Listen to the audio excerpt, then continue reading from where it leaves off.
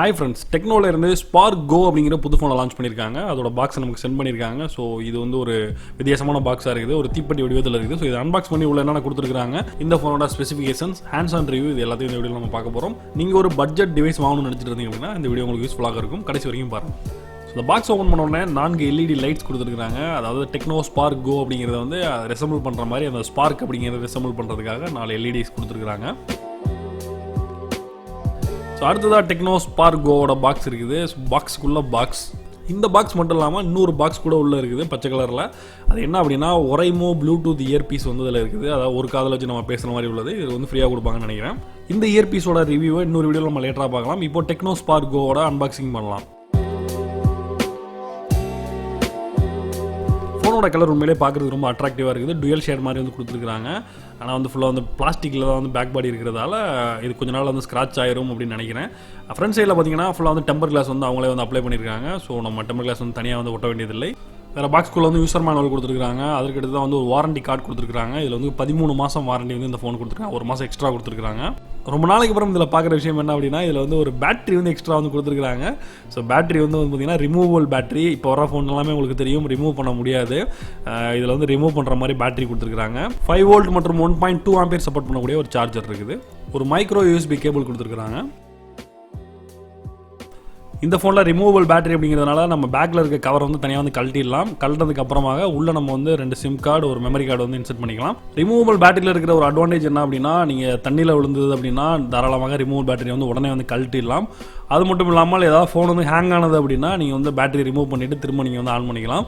ஆனால் வந்து இன்டர்னல் பேட்டரியில் வந்து இந்த விஷயங்கள்லாம் எதுவுமே பண்ண முடியாது. ஸோ ரிமூவபிள் பேட்டரி இருக்கிறதும் ஒரு நல்ல விஷயம். இப்போ இந்த டெக்னோ ஸ்பார்க் கோ ஃபோனை நம்ம பூட் பண்ணி பார்க்கலாம். அதற்கிடையில் வந்து இதோட ஸ்பெசிஃபிகேஷன்ஸ் என்ன அப்படிங்கிறத பார்த்துடலாம். இந்த ஃபோனில் MediaTek Helio A22 ப்ராசஸர் கொடுத்துருக்காங்க. 2GB RAM இருக்குது. 16GB இன்டர்னல் ஸ்டோரேஜ் கொடுத்துருக்காங்க.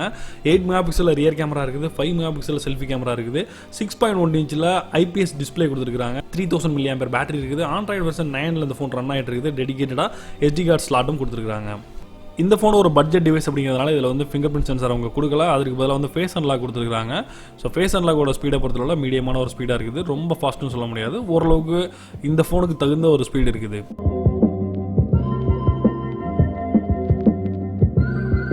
ஃபோனோட செட்டிங்ஸ்லாம் மைக்ரோ இன்டெலிஜென்ஸ் மெனு கொடுத்துருக்காங்க. அதை ஒன்று அப்படின்னா music gesture, flip mute, cover silence, lift to wake, take screenshot with 3 fingers அப்படின்னு சொல்லி நிறைய ஆப்ஷன்ஸ் வந்து கொடுத்துருக்காங்க. ஸோ நமக்கு யூஸ்ஃபுல்லான விஷயங்களை வந்து இதுலேருந்து நம்ம வந்து பயன்படுத்திக்கலாம்.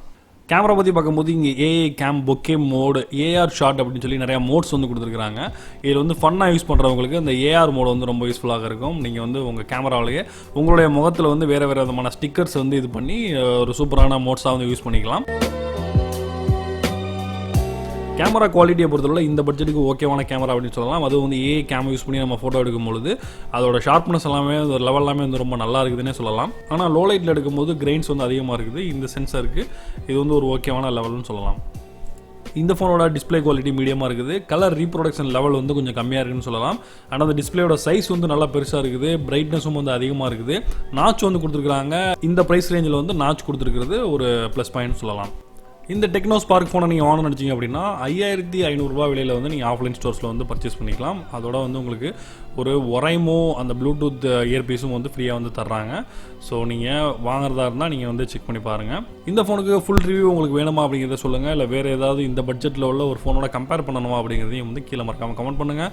இந்த வீடியோ பிடிச்சிருந்தா மறக்காமல் லைக் பண்ணுங்கள், உங்களுடைய ஃப்ரெண்ட்ஸ்க்கும் ஷேர் பண்ணுங்கள். மீண்டும் ஒரு இன்ட்ரெஸ்டிங்கான வீடியோ சந்திப்போம். நான் John Santhosh from Tamil today. நன்றி, வணக்கம்.